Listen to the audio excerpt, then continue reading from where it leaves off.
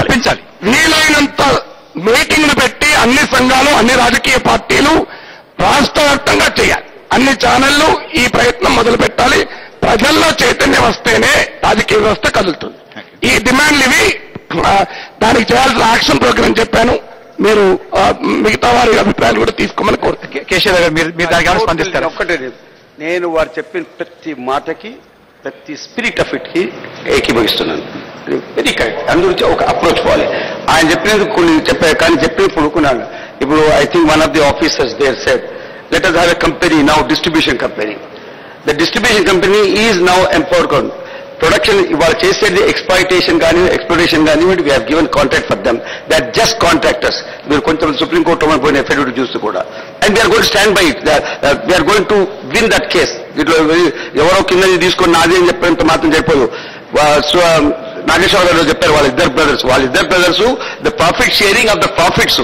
Profit is the contractor. అంటే charter లో are you going to add anything, or is it okay? No. As far as charter is concerned, ఒక్కటి అర్థం తీసుకోండి. Prospecting production ఏమవుతుందో, there is a PCE. That is what exactly I must congratulate Chief Minister. He has brought in the vision to it. ఇవాళ ఉన్న 37 లో కానీ 40 లోపల కానివ్వండితో మీరు పెట్టుకున్నారు, స్టాండర్డ్ కి దొరికిపోయింది.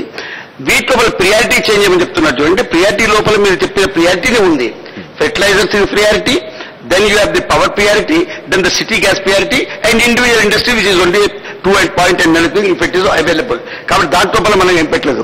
వీరన్న విజన్ రిపోర్ట్ కి మనం పోదాం. This is what we need, what we demand, this is what your right అని చెప్పడం తప్పేం లేదు. కానీ ఇప్పుడు రేపు వచ్చేది అది, ఇవాళ వచ్చేది. ఇంకొకటి చూడండి, మీరు మాట మాట్లాడుతున్నాం ప్రైసింగ్ గురించి.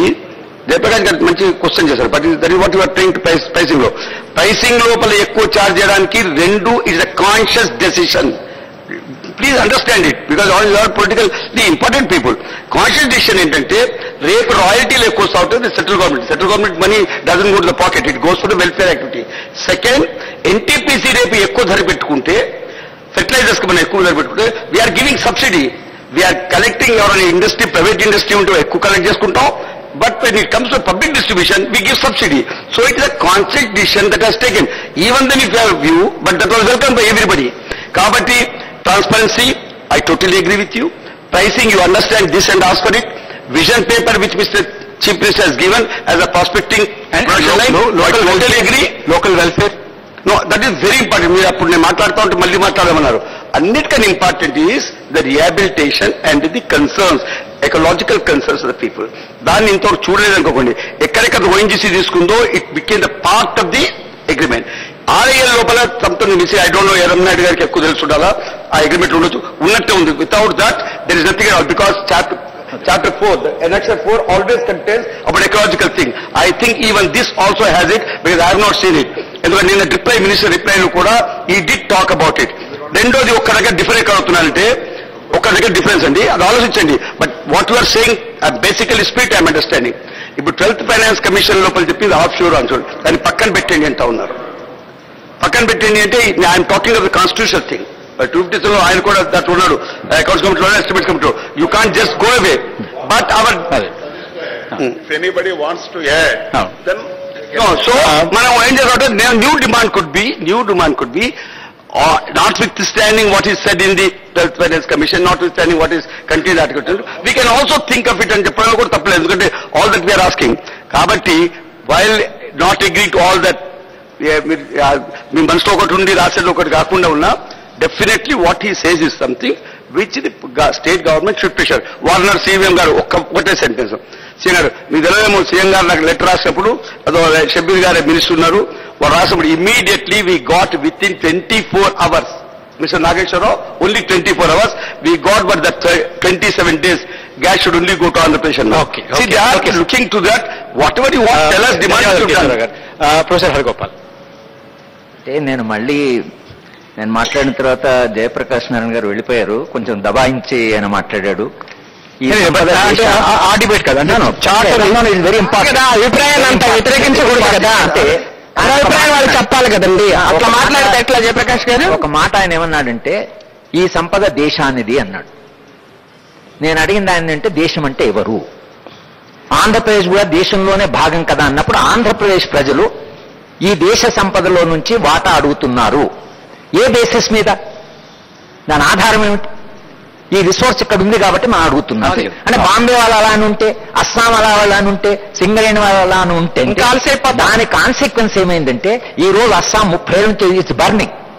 అస్సాం ప్రజలు మండిపోతున్నారు. బాంబేలో శివసేన వచ్చింది. బీహార్ వాళ్ళు బాంబేకి వెళితే దెబ్బలు కొట్టి పంపించారు.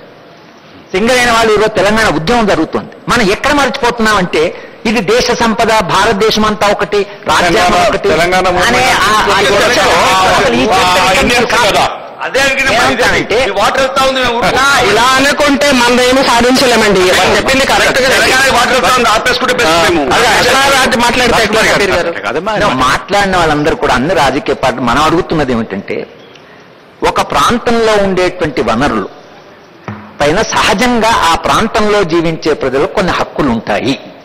ఇది మనం సూత్ర ప్రకారంగా అంగీకరించకపోతే మీకు గోదావరి బేసిన్లో లేదా కృష్ణా బేసిన్లో ఉండే గ్యాస్ మీద మీకు హక్కులు ఉన్నాయని అనడానికి వీల్లేదు. ఇది మనం అంగీకరిస్తున్నామా లేదా?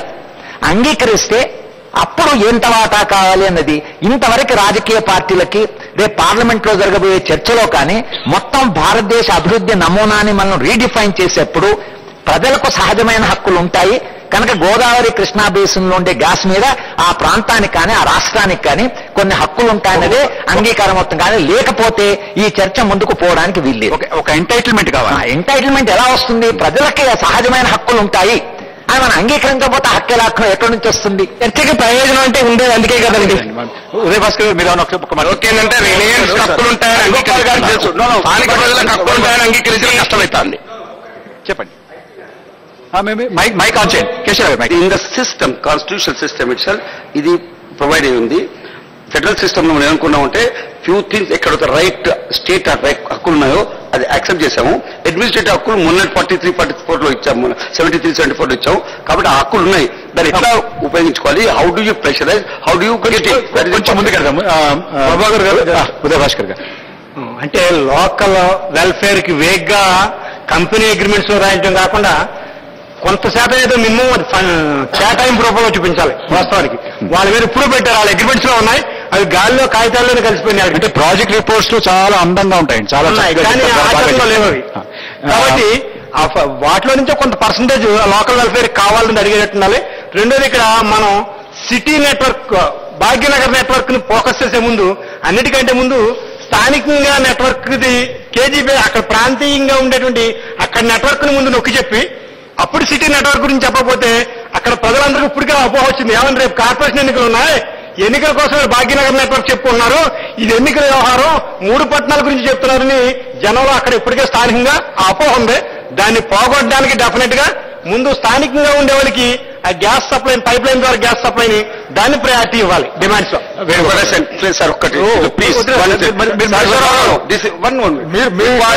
ఏపీ లోపల మీరు క్యాపిటల్ ఎక్స్పెండిచర్ 17,000 crores బడ్జెట్ లో. మీరు ఏదో క్రిస్ క్రాసింగ్ అని ఇప్పుడే ఐఏఎస్ ఆఫీసర్ చెప్పాడు మాకు. That will cost 53 crores, 53,000 crores. Okay, ఇప్పుడు రాయల్టీ కోసం హయ్యర్ ప్రైస్ ని మనం జస్టిఫై చేయడం అనేది చాలా ప్రమాదకరమైన ధోరణి. అది ఇది ప్రజల మీద పడే భారం ఏంటనే చూడాలి. ఒకటి ఇందాక మన నాగేశ్వర్ గారు ప్రతిపాదించినటువంటి చార్ట్ లో డిమాండ్స్ 5 పాయింట్స్ చెప్పారు. దానికి ఏమైనా యాడ్ చేస్తారా? దానికేనండి ప్రైస్ కి సంబంధించి ప్రైస్ ఇప్పుడు ప్రభుత్వానికి డబ్బే కావాలంటే ఓఎన్జీసీ చేస్తే మొత్తం వాళ్ళకే ఉంటుంది. ఈ ప్రైవేట్ వాళ్ళని పట్టుకుని ఎలాడాల్సిన అవసరం అది కాదు కదా సమస్య. ఇప్పుడు వాళ్ళు పెట్టుబడి న్యాయంగా ఉండేటట్లు పారదర్శకంగా నిర్ధారించాలి.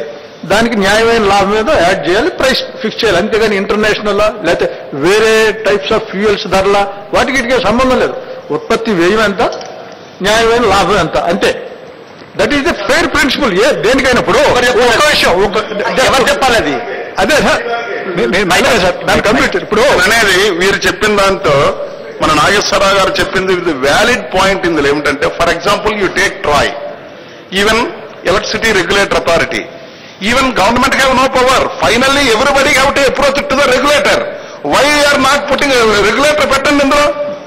రెగ్యులేటర్ ఉండేటప్పుడు నాకు ఇందేస్ అండి ఎర్రనాయుడు గారు గురించి రెగ్యులేటర్ తో పాటు what is the policy approach అనేది అది ముఖ్యం అండి. ఇప్పుడు రెగ్యులేటర్ వాళ్ళు ఇష్టం వచ్చినట్టు వాళ్ళు హైయర్ ప్రైస్ ఫిక్స్ చేశారు అనుకోండి, అప్పుడైనా మునుగుతాం. అది సమస్య కాదు. They can get there men appointed there. అలా కాదు. What is the policy approach? అలా కాదు సార్.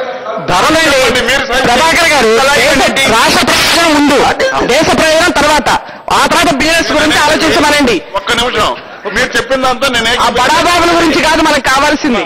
వాళ్ళు రేట్ నిర్ణయించకూడదు, మనం నిర్ణయించాలా లాభ నష్టాలు ఏంటనేది.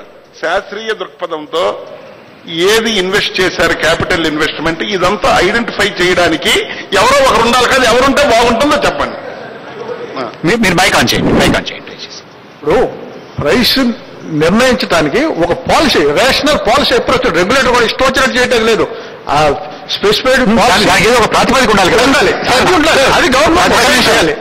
ఇప్పుడు మన దగ్గర ఇప్పుడు రెండోది, ఇప్పుడు బారానట్టు ఇప్పుడు మొన్న మురళీ దేవరా గారు, వికే శిబల్ డైరెక్టరేట్ జనరల్ ఆఫ్, వాళ్ళిద్దరు ఏమన్నారు, ఇలాంటి అనుమానాలు ఇవన్నీ ఏమిటంటే మనకి గ్యాస్ లభించింది, మనం సంతోషించాలి, సంబరం చేసుకోవాలని. సంబరం అంటే ప్రైవేట్ గా పాకెట్లో వేసుకుని వాడు సంబరం చేసుకుంటే సంతోషిస్తాడు. ఇప్పుడు మనకి సరే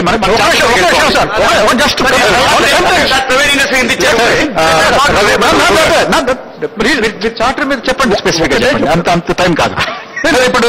అంటే వాళ్ళు అప్రోచ్ మారాలనేది ఒప్పుకున్నానండి, అయింది.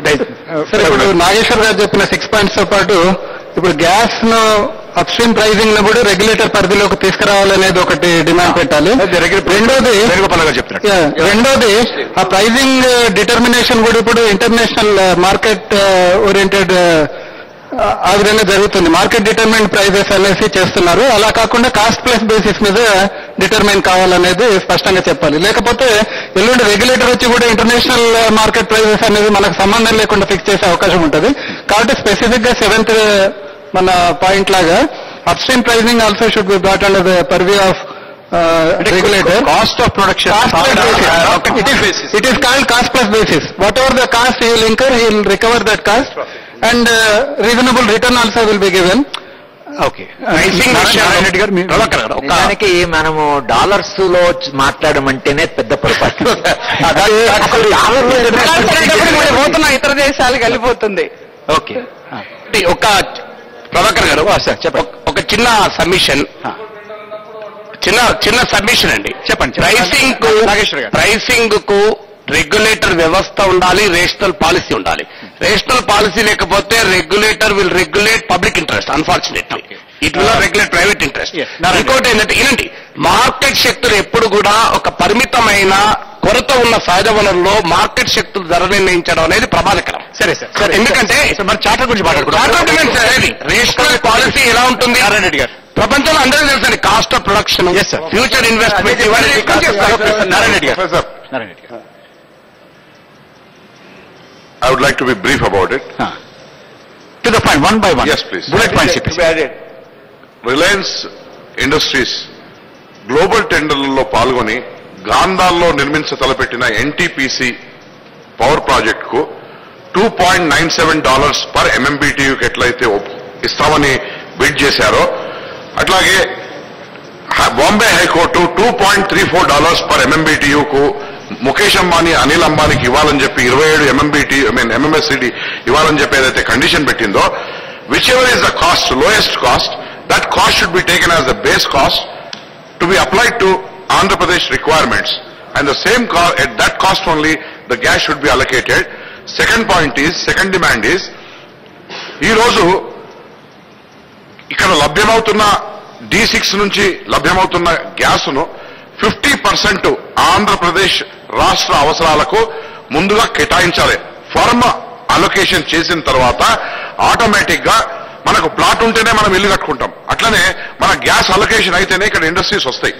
ఈ రోజు గుజరాత్ లో ఇండస్ట్రియల్ ఇన్వెస్ట్మెంట్, బయట నుంచి వచ్చిన ఇన్వెస్ట్మెంట్స్ ఎంత అంటే 12 లక్షల కోట్ల రూపాయల ఇన్వెస్ట్మెంట్ వచ్చింది.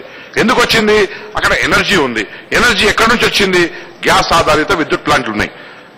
అయితే కేజీ బేస్ నుంచి పోతుంది, లేక బాంబే హై నుంచి పోతుంది, లేక మస్కట్ నుంచి వస్తున్నది.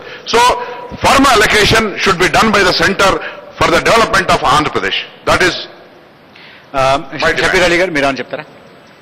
నాగేశ్వరరావు గారు చెప్పినట్టు, కేశవరావు గారు చెప్పినట్టు, వీళ్ళు అంతా మా చార్టర్ ఆఫ్ డిమాండ్ మొదట్లో ప్రభుత్వం మేము రాసిన, గౌరవ ముఖ్యమంత్రి గారు రాసిన లెటర్స్ లో అన్ని ఉన్నాయి. ఈ ప్రైస్ అలికేషన్, గ్యాస్ ఎంత చేయాలని, ఫ్యూచర్ ప్లాన్ కూడా ఇచ్చిన మేము ఇప్పుడు డిమాండ్ ఇప్పుడు మాకింత ఉంది